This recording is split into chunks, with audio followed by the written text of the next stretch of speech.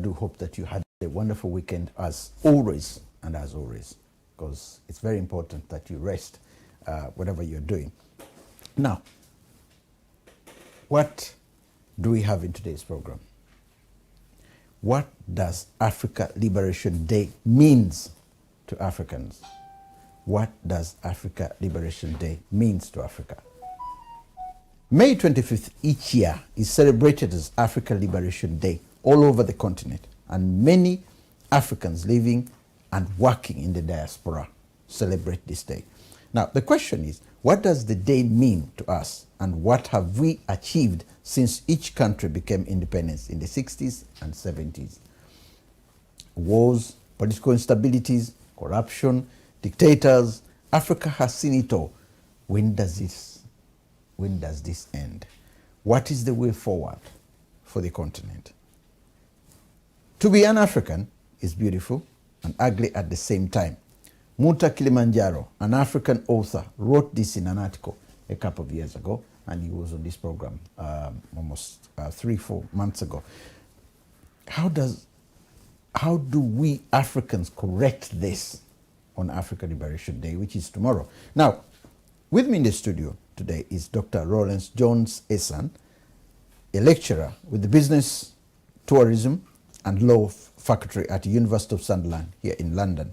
He holds a PhD in International Business Management with focus on higher education and knowledge management. Welcome to Africa Speaks of today. Thank you very much, and good afternoon. Yeah. Now, you've heard about Africa Liberation Day. Yes. It's going to be celebrated tomorrow. And we are looking at that day and saying, what has we as Africans achieved over the years so that we can sit down as the entire continent and say, well, it's good we got independence. There's a lot, as I said in my introduction, which is still going on. Corruption, bad roads, medical health. A lot over 60 to 70 years since most of the countries got independent. The continent is not anywhere near any of the developed world. Do we need that celebration? Or what should change? Well, thank you very much for inviting me over today, and I'm so glad to be here. Yeah. I must say, we have achieved a lot as Africans. Okay. I really would not like to underplay the good things the Africans have done on the continent.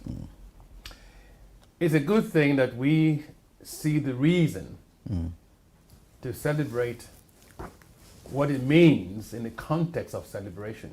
Okay. Or context of independence, if I may put it that way. Yeah, yeah.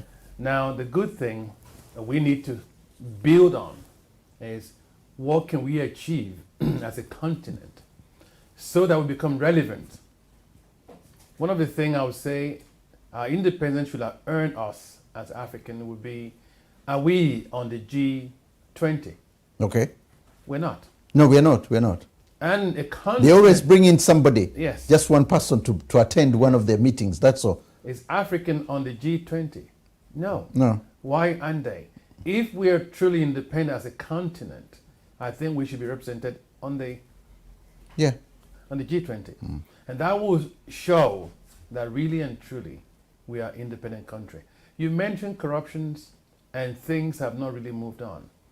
I will quickly quote what Tony Blair says a while ago in one of his speech. And he said, no one will help Africans except the Africans themselves. I think we need to come together. Even though we use the word African, of course, there are many countries in Africa, over 52 different countries in Africa.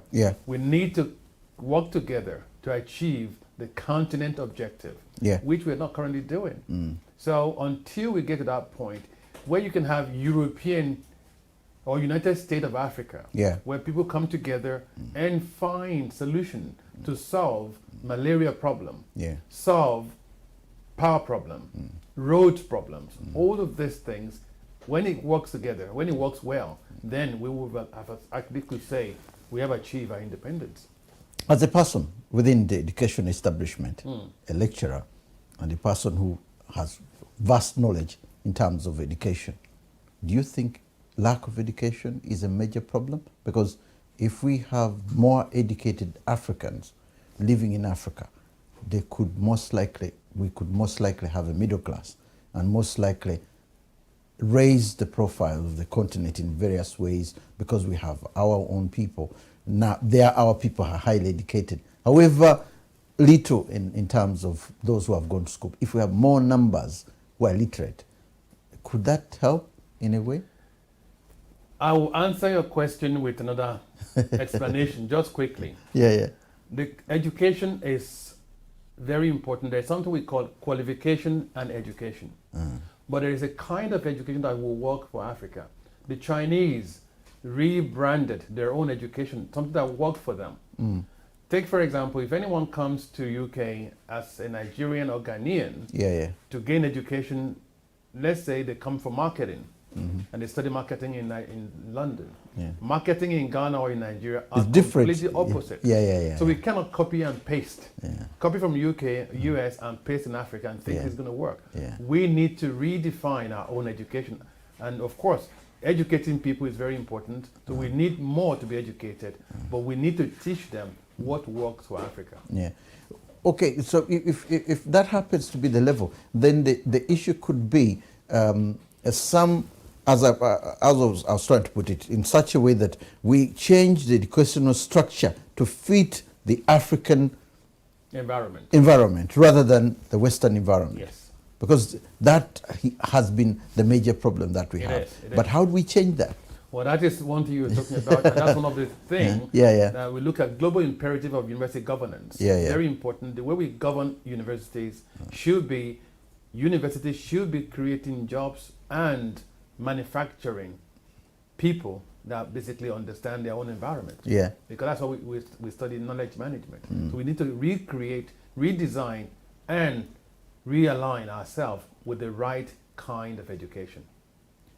I just wish you could explain this to the presidents, because the structures within the boards of education in Africa, because for a very, very long time, this thing has been going on. I mean, the late Mandela talked about it and said, look, we need to redesign our education structure so that it doesn't fit the West. Because the biggest problem we have, we get scholarships to come here to the UK, and when we go back, the knowledge that we take back is not the same knowledge that is needed by the continent. No. And what I would say, some universities are now talking about decolonizing curriculum. Okay. So to decolonize the curriculum is another way forward. So that if anyone is coming here to study, they will study what is relevant for their own country. Environment. You're paying huge amount of money, 10,000, 12,000 pounds to gain educational qualification that does not actually solve your problem. That is fraud. As far as I'm concerned. So we need to find... It's money drawn down the road, down the drain, Down the drain. So you need to find education that works for you. If you say, I need to do a project, and you're paying for that project, and I need to learn to develop my environment, so I need to teach you what will work in your environment. If I teach you what will work in my environment, I don't want you to stay here to practice with me. I want to go back to your country and do that. I should teach you what will work in your country. Well, it's a good idea, and I hope it's taken on. Now, you have an upcoming event, and that event is the Future of Trade in Africa. It's partly organized by you, and partly, of course, by the University of Sunderland here in London, and it's on the 23rd of June this year. What are the aims and objectives of this? And when you look at it, it comes back almost something that we are looking at. Aren't you drawing Africa to come here, get the business sectors from here, to go again and invest in Africa? Or are you drawing Africans to come here and learn something about the continent and make sure they go back and do something about it? What is the whole objective of the whole project to take place here? A lot of research have been carried out about the continent itself. Okay. And we know on record that 90% of the world's resources are in Africa. But currently, Africa only exports 2% of the world goods and resources because the trading system is not a fair one. Okay. So we need to find a way to debate and talk about how can we intelligently talk and negotiate our way out of poverty. You cannot be a tenant in a house where you're meant to be a landlord. Okay. So we need to find that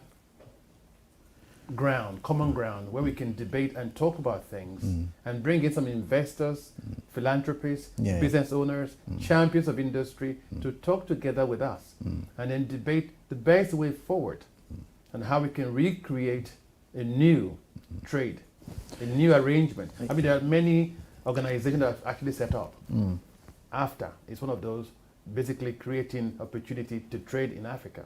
ECOWAS is there. So we have many organizations working on this. Even farmers are not well looked after. Farmers in this country are rich people, but farmers in Africa are poor people. Because the fruits produced are not well housed, not well transported or preserved, as the case may be. So we see this as an institution to create that environment where we can start to talk to people that could make change happen. The problem that we have, I attended the seminar 3 years ago, and Richard Branson was one of the speakers. By the way, Richard Branson is one of the richest men here in the UK and I think in the world. And a question was asked to him about development in Africa. He was doing business with Nigeria, and his airline, Virgin, was landing in Nigeria, and I think he still does. And there was something else that he was going to do in Nigeria as well. So when a question was asked him, he said, look, the biggest problem of Africa is that you can't separate politics with a development, with the investment. Because when you are foreigner and you're trying to invest in a country, and he gave an example, he didn't say he did himself, but he says, look, you want to invest 80 million, and somebody comes and somebody who's supposed to sign on the papers to do with the investment says, no, give me 20 million. Now part of that, then you said, hang on a minute, if I'm going to invest why should I give one individual 20 million for a project, which is money should have gone to help other people? So in other words, he was saying, look, the biggest problem you're going to face is you're always going to find a problem with the politicians. So the two of them have to work hand in hand. The politician have to agree that our people need this, and the word we has to be used rather than me. I'm the one here, I'm the one in charge. Sorry, I'm not giving you that. Let so many other people be unemployed. You rather have them unemployed, have nothing to do and then rather than help out. Now, you bring these people here. They talk about investment. They talk about what can be done. But there is a political structure in Africa which need to be overcome before you even think of the investment. Because the corruption side of it is what is the major handle. How is that going to be tackled, especially in this seminar, in this project coming up? I'm very happy you mentioned something about government involvement in politics. Sorry, in business. In business, Government will have to be there in business anyway. But the way things are done is what needs to change. But I must say this to you. Corruption is actually used in a very uneducated way. The word corruption actually need to be redefined. All right. You know, in this country we have what we call sleaze. When things are not going the right way, we use what sleaze qualified. In France, if things are not going right or things are a bit dodgy, we call it laissez-faire. But in Africa, it's corruption. But there's other side to corruption. But this conference will basically tailor what is designed to discuss and help to see how we can deliver ourselves from those corrupt nations.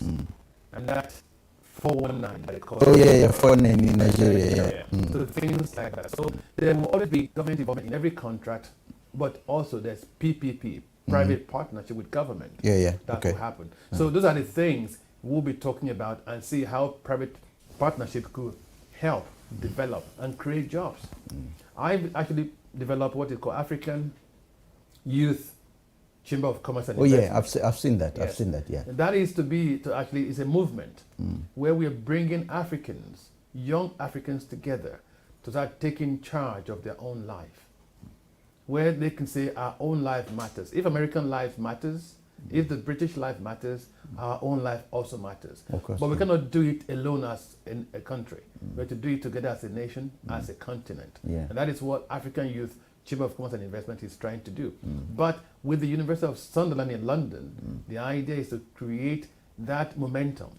Is to get people talking about the future of trade in Africa. It's going to be a series of lectures, series of events. This is the first of its kind. Yeah. But we will try another one in the next. The issue is it's a very good gesture, and it's done with an open heart, with the hope of success and all that. Yeah. And I don't want to be negative to it, but at the same time, when we look at issues affecting us, there is always that nibbling thing at the back of your mind that yes, we'll do it, and you're determined, you want to go ahead and do it. Then you haven't thought about a stumbling block somewhere which could be in the way, and when you reach the stumbling block, it hits you and it comes you back. But when you're prepared, and you say, yes, we are more likely going to face a president somewhere, or this is how we do it. So you plan the exits left, and you plan the, because I've seen people who have gone in, especially Africans in diaspora, who have gone home wanting to do things, and they've fallen flat on their back because they never went for plan B. Yeah. Now that's what I'm trying to. So don't think I'm being negative. No, I'm just saying, look, the hurdles of this whole project must have that in mind, that these things are going to be there, but also have a plan B of how to tackle them. Is that existing? Of course. It's one of the things that I say to people, and I will just touch quickly on people who want to go back home. Yeah. When they go back home, they want to tell the people back home, this is how we do things in the UK. Yeah. But this is not the way things are done in Nigeria or in Ghana or in Sierra Leone or in Kenya. Yeah. To catch a monkey, you have to be like one. So when you go to Nigeria, go to Ghana, behave like the Ghanaians, behave like the Nigerians, and walk your way to the top. You can't be a different person in a country that doesn't recognize your value system. So that is one of the things. So if you go, you don't just start telling people how you want things to happen, but you work with them to make things happen. You work from within and make things happen. It's a good approach that you have. Now, human resources.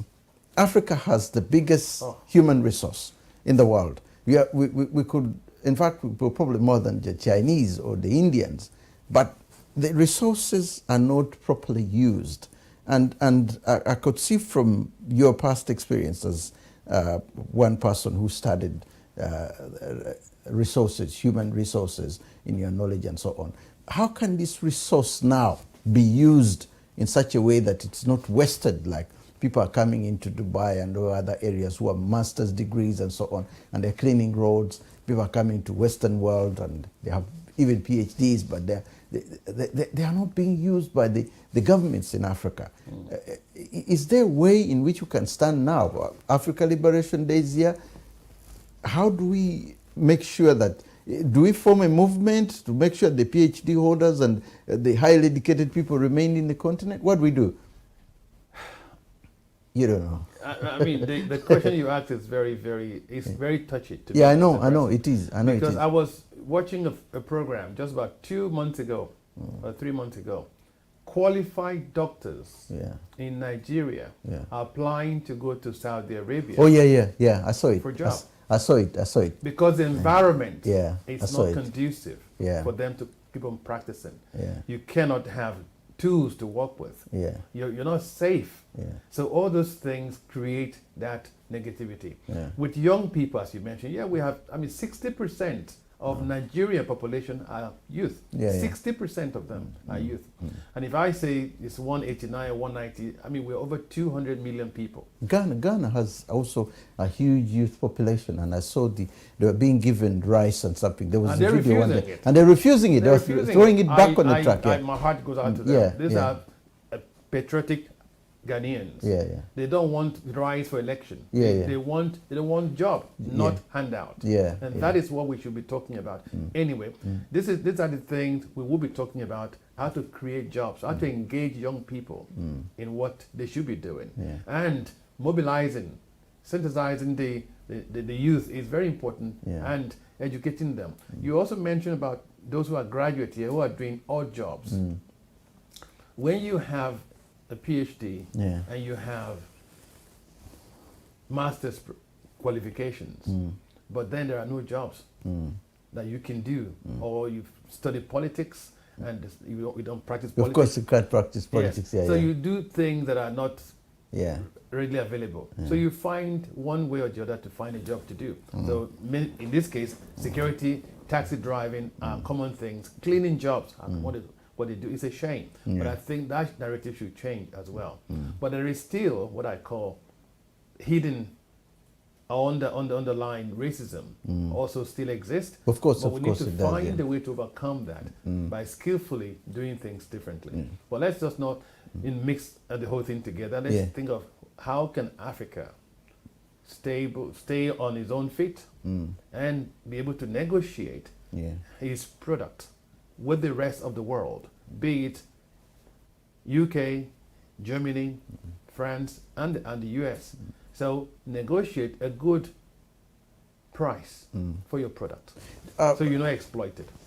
That's a good idea.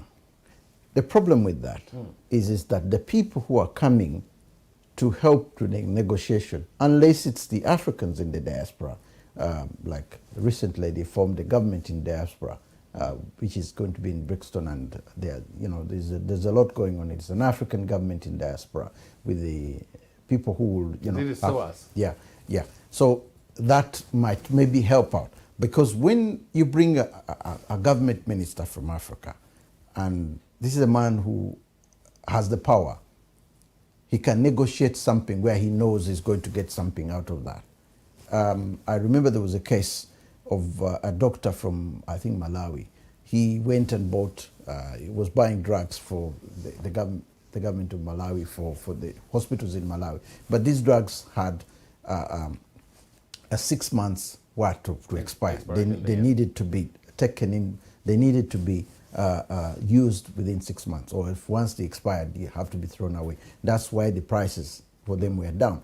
But the man bought them, and by the time there was, when he was buying them, they were telling him, say, listen, either they go by air and we make sure they are gone, because once they start taking them when they expired, it will start to affect the population.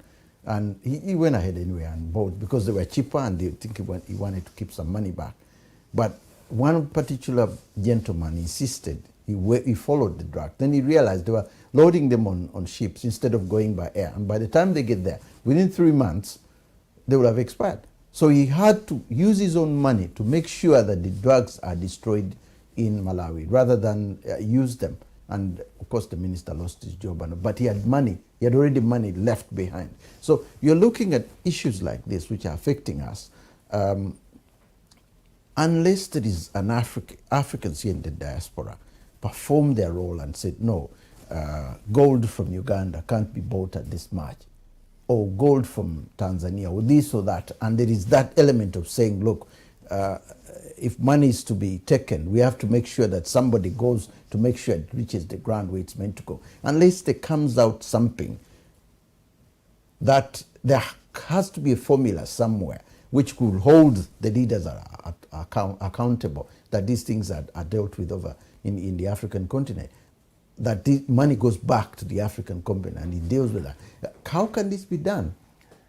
Well, I guess, I mean, you're asking all the right questions, but it can be done. It can be done. I'm not sure if just the African in diaspora. The key thing is finding the solution. Because solution is where our biggest problem is.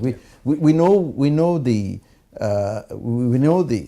problem, but we don't know the solution. We know the solution. We Yeah? do. Oh yes, we know the solution. Yeah. But the willpower to want to implement the solutions. That's where the problem is. Yes, we know the solution. I mean, we're very clever, smart people. Trust me. Could this go back to education and say maybe we need to retrain ourselves, to train, to go back into school, to get the next generation, which will have the continent at heart rather than the present generation? Again, that comes down to how you see that being the case. Going back to school is a different story. I mean, integrity, honesty are not things you learn in school. These are the cultural issues that need to be developed. I developed a program called Cultural Adaptation Program. Okay. There need to be an education of the mind. So, I mean, for example, in China or in Japan, if you steal, in Japan, you know what's going to happen. In Japan especially. So we need to create a culture that basically punishes wrongdoing, not the one that encourages it. If we see someone who steals money, we'll all hail him, make him feel proud of what he has done. Even when he's expelled from the country or we know he ran away because of what he stole, when he come back, we welcome him with open arms. That is not how things should be. If things are wrong, they should be condemned. So I think those are the things. Moral education is very important, and also pedagogy in education is quite important. And those are the things that we need to learn, not just the theoretical issues or just researching. What we should work for African is what we should be thinking about. One, can I trust you? Can you trust me? Can I mean, people lie, but there's something you shouldn't do, which you should know. All it comes to the fact that since you're going to be discussing these minerals, you're going to be looking at the investors. You're going to be looking at where money should be spent and who should invest where. And there are people who are willing to go and do the investment. But still, as it is, unless there is that element of who the buyer is, and the buyer comes up and stands and say, no, this has to be done. If it's me to do this, I think I stand that this thing has to be done. I mean, there was a case in Nigeria where people digging oil, the people who are going into working for the oil companies, were not properly dressed. And an engineer, a Dutch engineer, had to go and buy them all the clothes, that the proper wear that they need to do in order to go to work for their work. And then they were saying, look, this man, all these things were supposed to have been bought by the government. So somewhere, somehow, I think the moral side came in after seeing what this man had done. Then he started buying them the necessary equipments which are needed. Because if you're going to use people and they don't even have proper gear to do their work, there is a problem. There is a big problem. Where does the money go? You're making all the money. You're talking about corruption here. That's them. I'm sure, like I mentioned earlier on, there will be proper accountability where people account for what they do. So that will be discussed. I mean, for our own case, how we believe things should be done. But you could put that at the center of the entire trade agreement kind of discussion. If you put that at the center, because these minerals have been dug from Africa for years, and if we don't see anything that has changed, then before we even go to start thinking about investment, couldn't this be one of the first things that you put at the forefront before you do anything? There will be policy re-evaluation. Policy will be put in place, and then obviously we'll work with different agencies that are already employed to put those things in place. And I must say this carefully, that there are lots of policies in place. Okay. One of the policies, which is one of the things I think the Americans have done, and I think the Chinese are doing something similar, is that to create transparency, you get newspapers, you print out what comes out every month. You print out what the government has earned. You print out the money. I mean, if you get printouts of, say, for example, if you're digging gold or diamond, South Africa has been doing this as well. People get to know how much money has been collected by the government for a certain period of time. And this is not the same like in Kenya and Uganda and the other parts of the world, because the transparency end of it is where the biggest problem is. Now, could that be something that could be encouraged by your organization when? As I mentioned, policy will be looked into, and it will be addressed, will be evaluated, and basically rehash, if need be. Well, you know, from where we're coming from, we're looking at it from an academic perspective. What can be done, but implementation will be something we basically encourage and support, and probably help organization to see how they can work together in that respect. But our main aim is to see how we can. Now, I've read a couple of your journals and articles, and I've realized that you know, the key things that you've always put down are very, very interesting and can actually work in Africa. But the thing as it is, I've got a number of them here. I mean, look at what you've done over the years.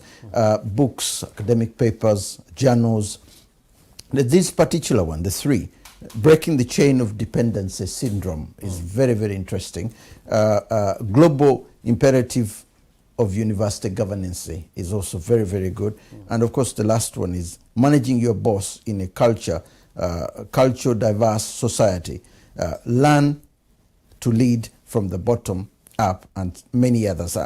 These are the 3 that I've selected and are very good. On paper, they're very good ideas. But the practical side of it, when I look at it, because one thing about it is that you can have something written down, and it's really lovely. But when it comes to implementation itself, you don't give a hint on how that implementation can be done. In the sense that you're telling somebody this is very good for you, but in order to get this, I think you need to do this first, which is one of the things that you don't do. You explain how the whole thing is and how it can be done. But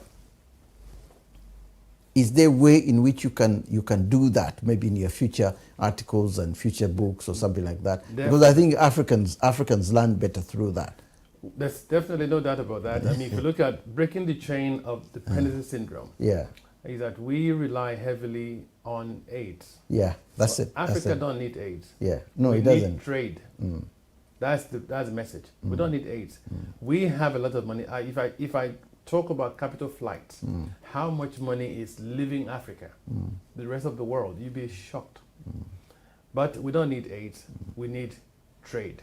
That is why I say we need to break that chain of dependency to the Western world or to the Chinese. We need to harness what we have and use it to benefit ourselves and to grow our economy. Of course, make friends with the rest of the world. Of course, but not basically depending on them.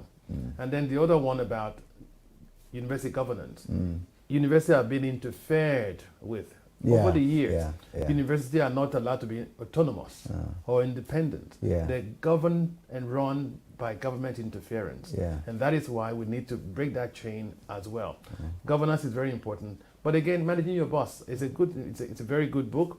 We talked about how you can work with your boss, not try to compete with your boss to make things work. Working with him, even though he's not as intelligent, you might think, as you, or know much as you do, because some days we have some bosses who have grown over the years to become to get to where they are today. They might not be as sound as you might think they should be.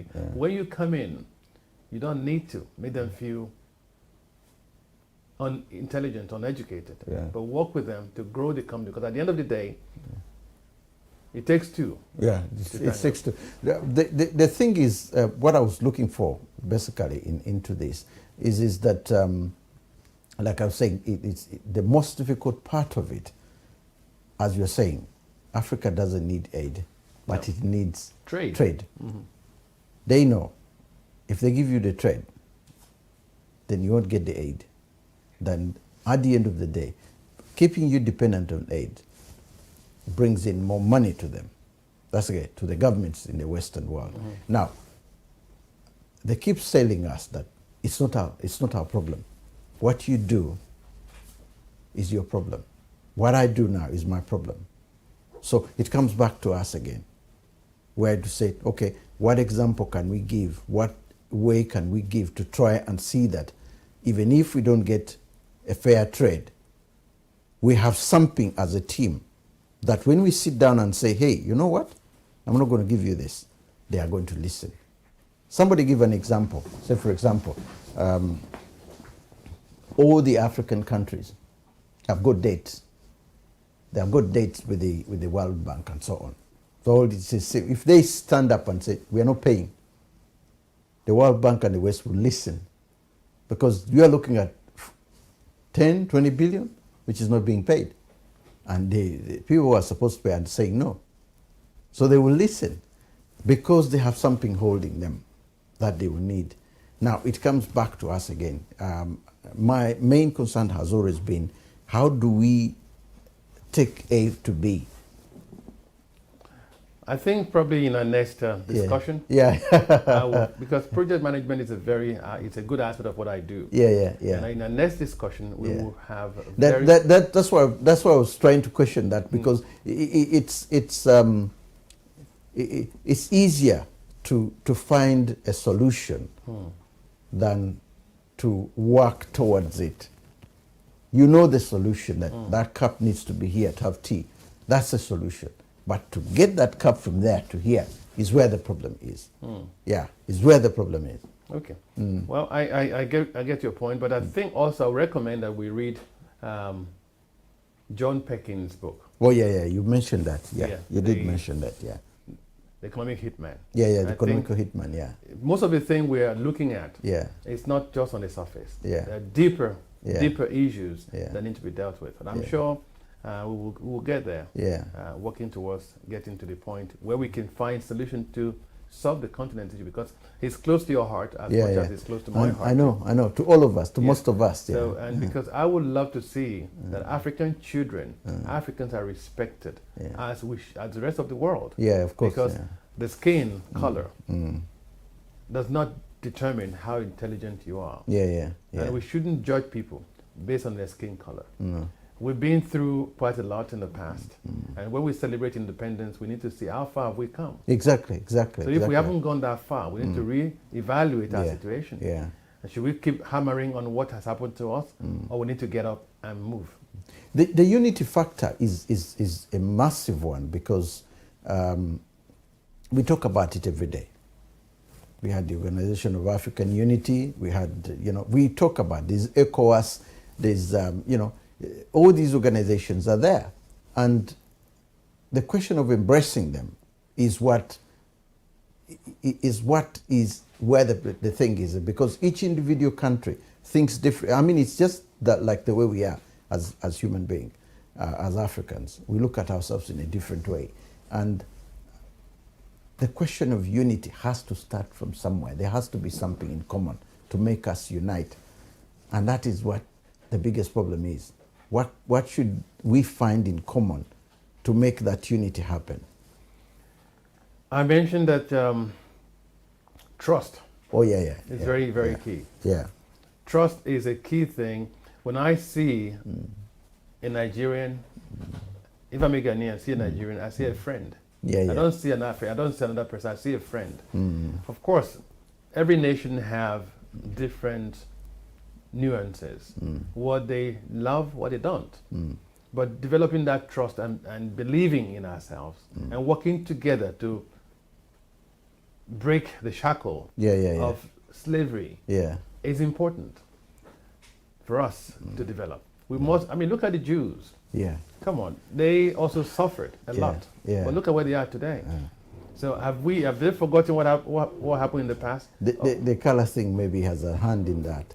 The color thing has a hand in. How about the issue of women? Women have been at the center of African development for a long time, in the sense that when a question was asked in Rwanda, one former Rwandan minister said, look, what we did is that we brought in so many women in parliament, and the structure that is changing, being mothers, the whole development structure is centered around them. Several of them are holding key positions in terms of development. Yep. So if Nigeria, Kenya, Uganda, or even Ghana appoint more women in positions of authority, could this have an impact? A serious impact. Yeah. Of course, serious impact. Yeah. If anyone at this stage failed to realize the power of women in the world, it's no longer a men's world.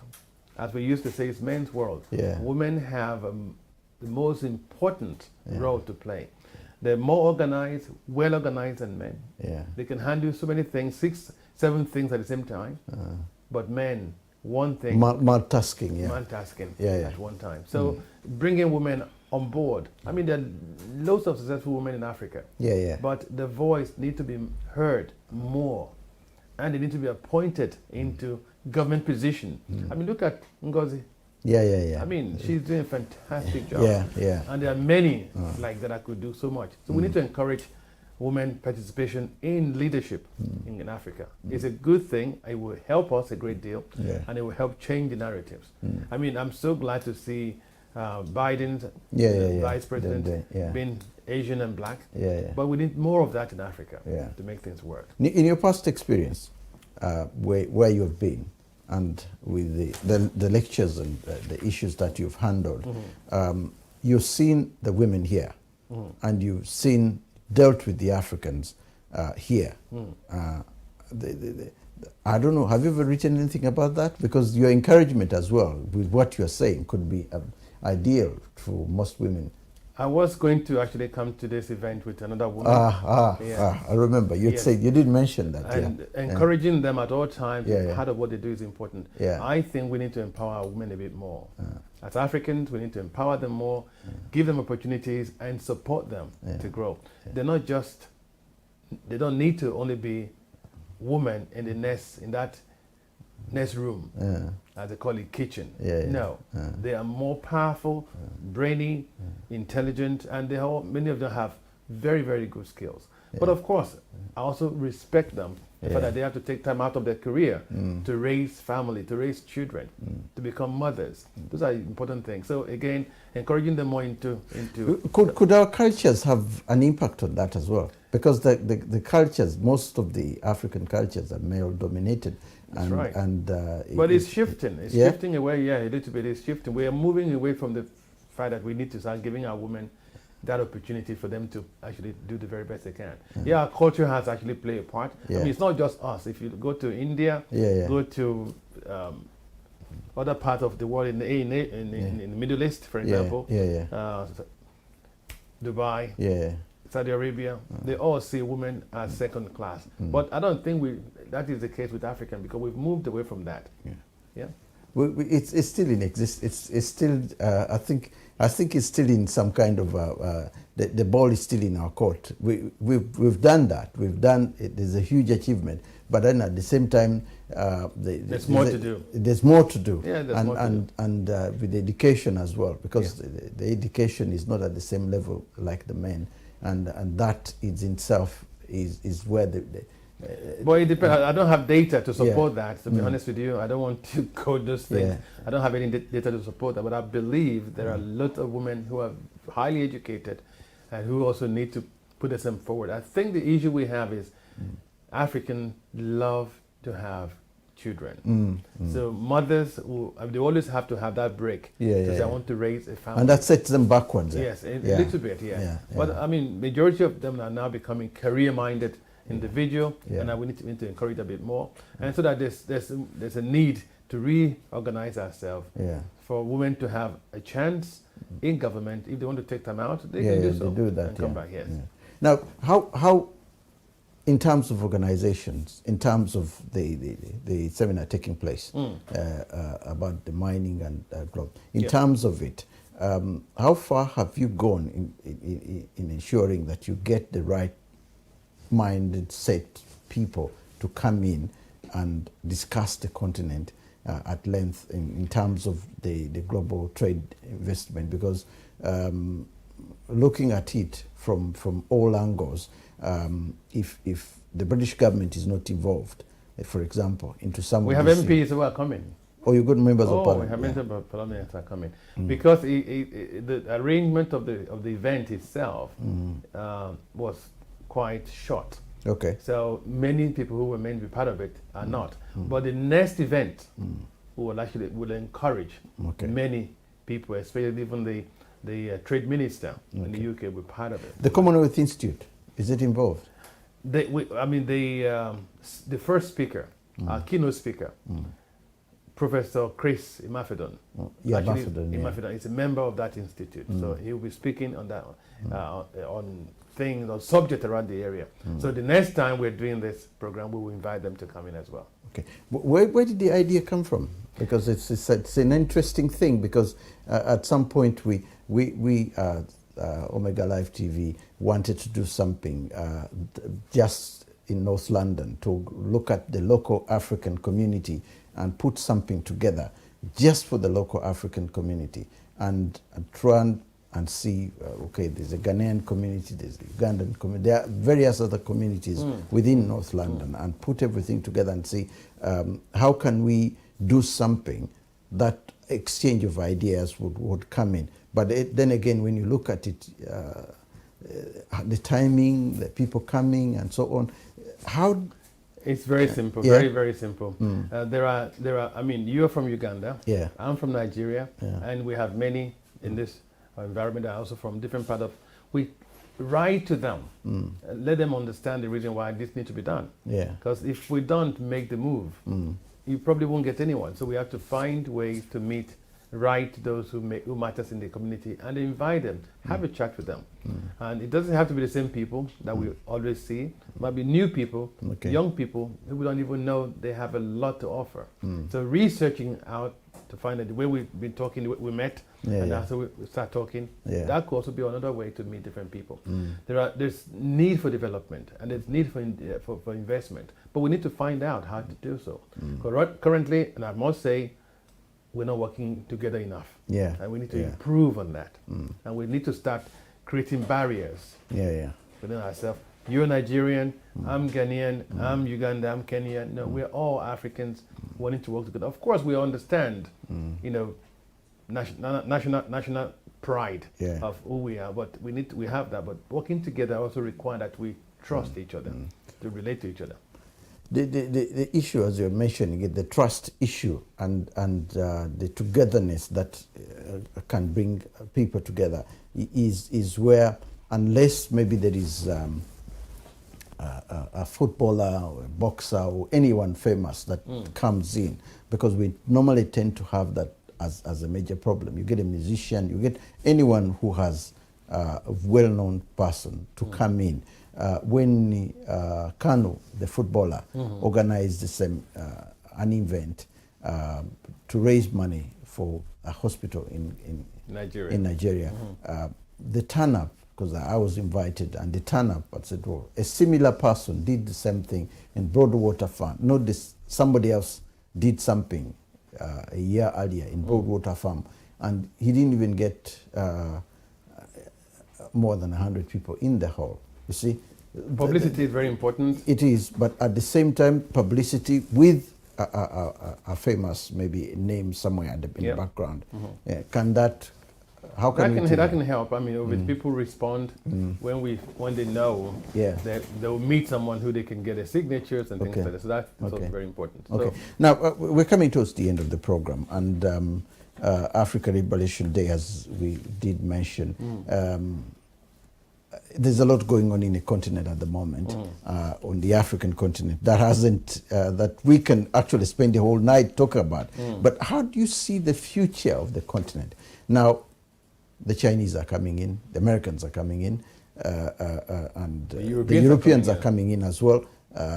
You know, they are looking at opportunities. They've always been there. But they haven't been. But now they're coming in at length because of the Chinese and so on. The future has been in our hands. Will it still be in our hands in a couple of years' time? I doubt it. I doubt it. I doubt it. So we have to work on how to make sure that we don't sign contracts that give our continent away without thinking about it. Yeah. That means we're selling the future Yeah. of our children. Yeah. So we need to be careful.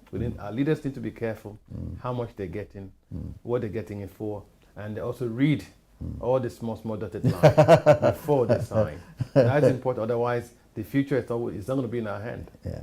No, well, okay, we'll be making the laws anyway. We don't know. We'll see where it goes. I just want to thank you very, very much for coming here and talking about the continent that we both have love very much. Yep. And I wish you the best of luck on the day when the event takes place. And I hope you come back next time and tell us all about it. I just want to say thank you very much for being with us. And I hope we'll be together again next week for another edition of Africa Speaks.